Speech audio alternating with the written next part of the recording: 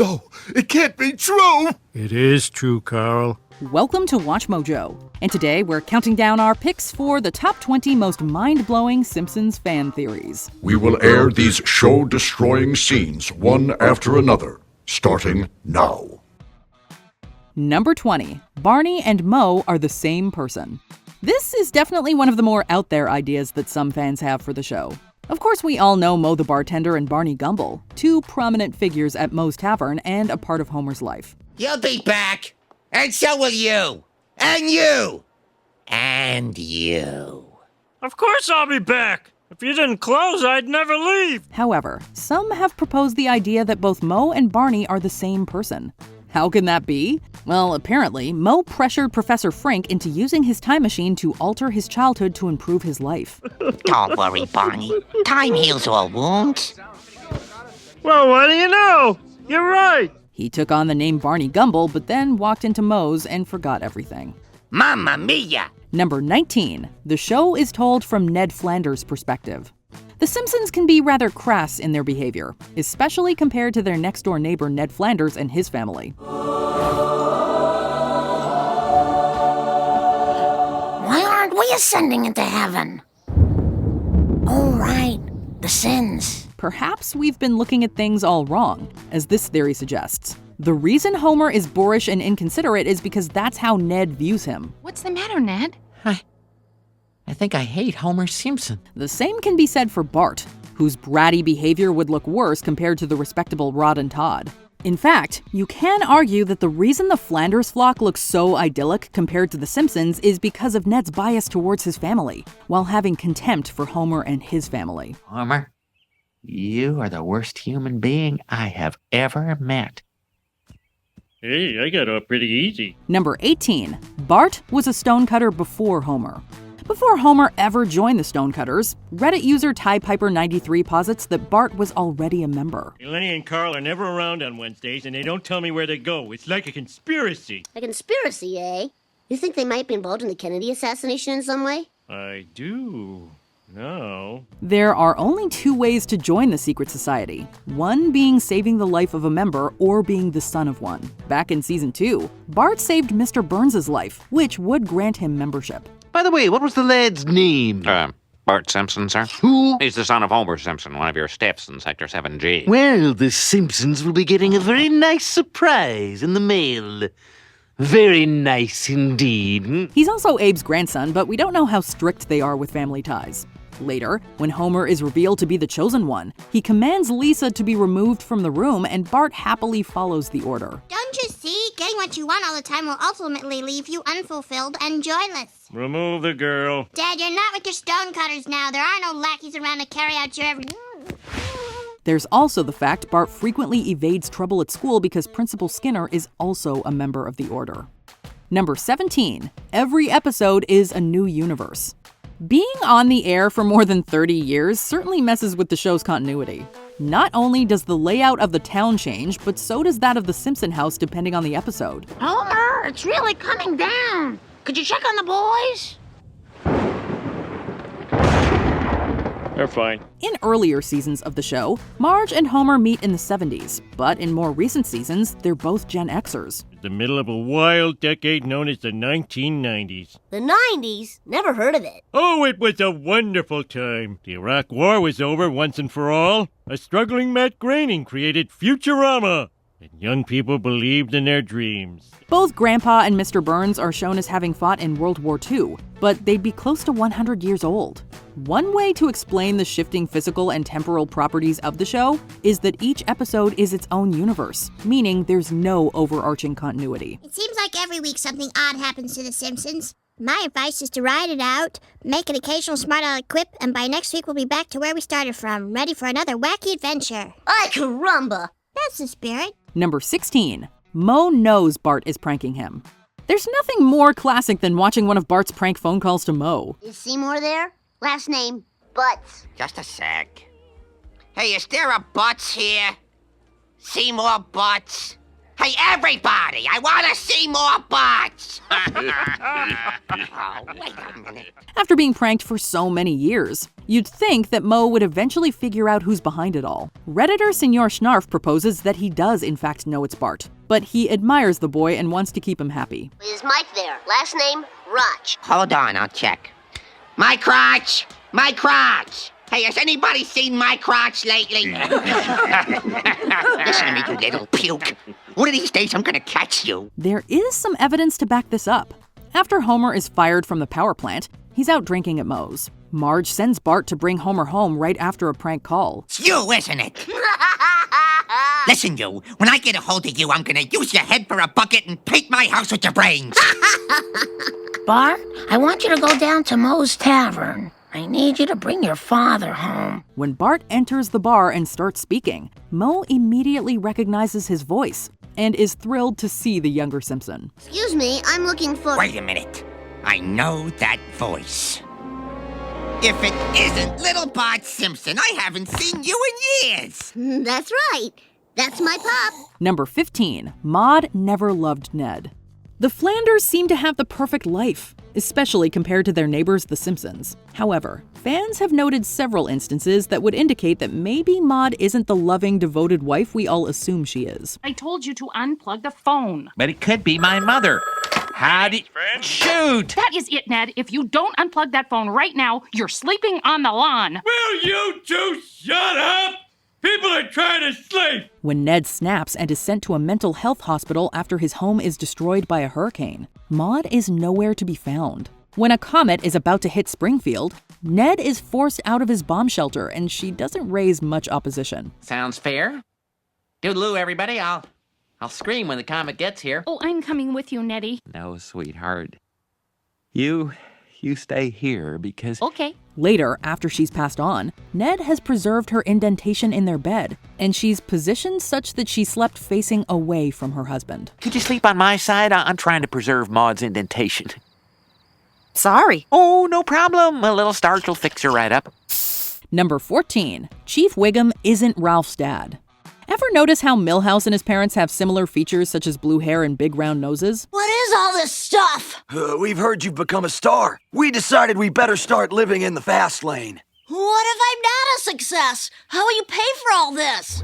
I'm sorry, I can't hear you, son. I'm wearing a jacuzzi suit. It's a good indication that they're related, but some fans have noticed that the same cannot be said about Ralph Wiggum and his parents. For one, they don't resemble each other all that much, leading some to speculate that Chief Wiggum might not be Ralph's father. You poor little boy. Oh, no, he'll be fine. He's always getting himself stuffed in this or that. Who would be the boy's dad? Look no further than the Chief's underling Eddie, given that both he and Ralph have thin, stringy hair.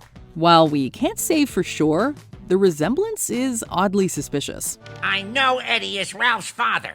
Look at the hair. Look at the hair. No, Clancy, I swear to you, it's not true. My son's breath smells like cat food. Number 13, why Patty and Selma hate Homer. It's no secret that Marge's sisters are not particularly fond of Homer. Patty and Selma just got promoted at the DMV. Yeah, Homer.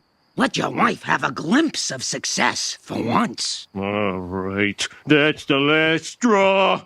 Time to take out the trash. Redditor BT Test Highlander 1 argues that the twin sisters' poor treatment of Marge is what pushed her to marry Homer. There are several instances where Patty and Selma are mean to a young Marge, and this had a profound effect on her when she grew up. This thing called a fire drill, they use it to drill a flaming hole in your head. And there's only one big toilet, and they make you all go at the same time. Homer can be a handful at times, but he has a pretty strong devotion to his wife, which is a stark contrast to Patty and Selma's behavior towards Marge. Since they want to continue to dominate their younger sister's life, they want Marge to be with a partner they approve of, thus treating Homer poorly in an attempt to convince her to move on from him. Get out of here, you ghouls! Number 12, Mr. Burns is aware of Homer's incompetence. Way back in Season 1, Homer becomes the safety inspector of the nuclear power plant. I want you to be in charge of safety here at the plant. Safety? At the time, it made sense since he had just been on a public safety crusade. In the years following, He's been shown to be rather incompetent at his job, as we've seen him responsible for several near catastrophes. Frank Grimes even points out that accidents have doubled every year since Homer's been safety inspector. Accidents have doubled every year since he became safety inspector. And meltdowns have tripled. Has he been fired? No. Has he been disciplined? No. Mr. Burns is aware of Homer's ineptitude, since someone who did the job well would force the plant to fix the problems. When German investors buy the plant, they immediately fire Homer and find out how expensive it would be to bring the plant up to code. When Burns buys it back, he rehires Homer. And rehire that chap who sassed me in the bar. Homer Simpson. But why? Smithers, I keep my friends close and my enemies even closer. Number 11. Homer is a criminal mastermind. Homer is frequently portrayed as oafish on the show, but when there's a crime involved, he becomes suspiciously competent. When Springfield instituted Prohibition, he came up with a genius plan to supply the town with alcohol. How have you been getting away with this? Well, and I can explain, remember? I fill the balls with beer that I found at the dump, and then I bowl them in some underground pipes, take them into Moe's. Homer, that's very clever. Not only was Marge impressed with his scheme, but no one was able to catch him until he came out and admitted it. In another episode, once Bart shows him how to illegally download movies, he starts his own backyard theater screening the ill-gotten films to the townsfolk. Welcome to Cinema Pirate Diso. Tonight's movie is Life is Funny, directed by Judd Apatow. It's based on his life, starring his family, and ad-libbed by his friends. So for the next 3.5 hours, enjoy. He even breaks into the Smithsonian Museum with Lisa to view the Orb of Isis, commenting how his fingerprints are on file with the Springfield police. Run! Number 10. Bart created The Simpsons. Oh, this is perfect. Conjured up by Reddit user Just Embarrassing, this theory prophesies that Bart will grow up to be Matt Groening. Considering the show's creator based The Simpsons on his own family, going as far as to use their names, it makes sense that Bart would be partially based on himself. And the globe goes to Angry Dad! The Redditor points out that the prankster has already proven to be a capable writer and comedian, Ghost winning an award for an Itchy and Scratchy episode, and crafting an Academy Award-winning Angry Dad short. Like Groening, Bart's family tends to serve as inspiration for his creative work. And the winner is Itchy and Scratchy Abraham Simpson Rice. Grandpa! Woo! Number 9. Homer is still collecting royalties from the B-Sharps. Each trip's a trip to paradise with my baby on board. Maybe not the sexiest theory, but it still makes a whole lot of sense. Redditor Somewhere Cheap speculates that despite working as an underpaid nuclear safety inspector, Homer still lives in relative luxury and can afford to travel the world with his family. As part of the Grammy-winning barbershop quartet, Homer's probably earned a decent chunk of change via royalties. However, when it comes to the rest of the B-Sharps, Barney would have drunk any money away, Apu's 8 children forced him into a life of modesty, and Skinner seems to be better off than his school board income should allow. Is that reputation justified? Yes, it is. Number 8. Marge shot Mr. Burns. Where is everybody? Season 6 ends with Mr. Burns getting shot by a mysterious attacker, who, in the Season 7 opener, was revealed to be none other than Maggie Simpson.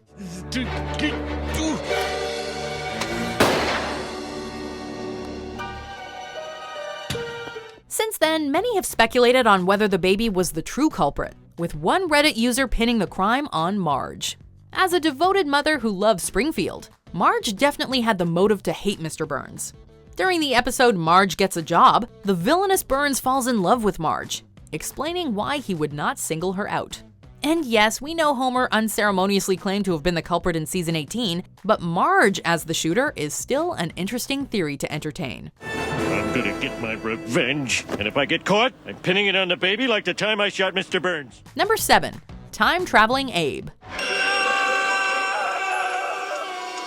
For this theory, drafted by Redditor DataForge, we need to take the Treehouse of Horror episodes as canon, but otherwise stuff checks out.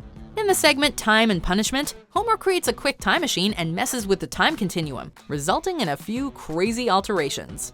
With things continuously getting worse, Homer remembers some advice from his father and settles for a timeline that's close enough to the original. If you ever travel back in time, don't step on anything, because even the tiniest change can alter the future in ways you can't imagine. This might suggest that Abe is an experienced time traveler, partially explaining why his recollection of history is all over the place. Mind you, it is more plausible that Abe is actually just senile. And one day, I seen J.D. Rockefeller flying by, so I run out of the house with a big wash tub and, where you going? Number 6. Homer knows he's a cartoon. Hey, stop that! You'll never silence me! I'm the last angry man, Patterson! A handful of theorists focus their energy on justifying the later seasons of The Simpsons, especially when it comes to Homer's increasingly destructive personality. Rays of Davies' theory harkens back to the classic Season 4 episode Homer the Heretic, which concludes with Homer dreaming of God and learning the meaning of life. The Redditor believes that God told Homer he's a cartoon, explaining why the once lovable doofus turned into a mean-spirited jackass who acts only in his best interest. If nothing is real, then consequences are a thing of the past. They're both losers! Losers! Number 5. Nelson Muntz's biological father. Bart, you are a bad friend. There is more than one horse in this race. The identity of Nelson's biological father has always inspired many a discussion, with some speculating that Barney's his real daddy. Putting aside that Bart once found Mr. Muntz at a circus, a theory by Brownie James suggests that Nelson's real father is Snake Jailbird, pointing towards their similar physical appearance. Oh, goodbye student loan payments. Focusing on their personalities, Snake and Nelson are both sensitive with a complete disregard for authorities. For those who prefer their theories with a dose of sci-fi, Fire Robin 88 suggests that Nelson and Barney are actually the same person, due to his forcing Professor Frink to interfere with the past with a time machine. Great game, son. Come on. I'm taking you to Hooters. I don't want to bother Mom at work. Number 4. The Simpsons are actually geniuses. I just underwent a procedure to increase my IQ 50 points. Really? After decades on the air, nobody involved with The Simpsons can be called stupid. Lisa is the only member of the family praised for her intelligence, a distinction that might not be accurate. With regards to the dumbest of the bunch, Kirby Clock's theory points towards Season 12's revelation that Homer is only stupid due to a crayon lodged in his head. Meanwhile, Marge has excelled in nearly every profession she's tried, while Bart is creative and capable of picking up a foreign language at the drop of a hat. Mais je parle français maintenant. Incroyable! With the exception of Lisa, the rest of the family seems to have chosen ignorance over brains. I am too smart. I am too smart. S-M-R-T. I mean S-M-A-R-T. Number 3. There are multiple Molemen. Not again! Springfield is generally not the safest place, but that goes double for Hans Moleman. Whenever the unlucky Ralph Mellis shows up, fans know that Homer is about to unintentionally deliver a world of hurt. Most of Homer's antics should be fatal, but the Mole Man always comes back for more. Is this just Tom and Jerry logic? Or is there something else going on? Aaron 3 theorizes that there are multiple Mole Men running around, and Homer is constantly killing a different one. This is borderline confirmed in the Season 11 episode, Hello Gutter, Hello Fodder. There is no escape from the fortress of the moles. No, except that. Number 2. Springfield exists out of time and space. Sideshow Bob! The Simpsons! The Springfield effect is among the more popular and detailed Reddit theories out there. Springfield seems to be stuck in a time loop since none of the residents have aged, despite the years clearly passing by in the rest of the world. The size of the town fluctuates depending on the situation, with buildings moving around to better fit the narrative. The theory suggests that Springfield exists outside of time and space, with the characters being unable to notice any anomalies in their lives. Well, it makes sense as any other explanation. I can't fit in the boot! Before we continue, be sure to subscribe to our channel and ring the bell to get notified about our latest videos. You have the option to be notified for occasional videos or all of them. If you're on your phone, make sure you go into your settings and switch on notifications. Number 1. Homer is in a coma. This world was never meant for one as beautiful as you. This one almost makes too much sense. The Redditor, called Hard to Pick a Name, believes that Homer never woke up from his coma during Season 4's clip show. 6 months earlier, God revealed to Homer that his time was nearly up, coinciding neatly with the later coma. Don't feel bad, Homer. 9 out of 10 religions fail in their first year. To be fair, the episode does end with Homer suddenly snapping back to reality, but this could be waved away as a dream. The theory explains why nobody ever ages and why subsequent episodes can be rather insane. Really? Any theory that discredits the principal and the pauper deserves the benefit of the doubt. I'm an imposter. That man is the real Seymour Skinner. What's your favorite Simpsons fan theory? Let us know in the comments.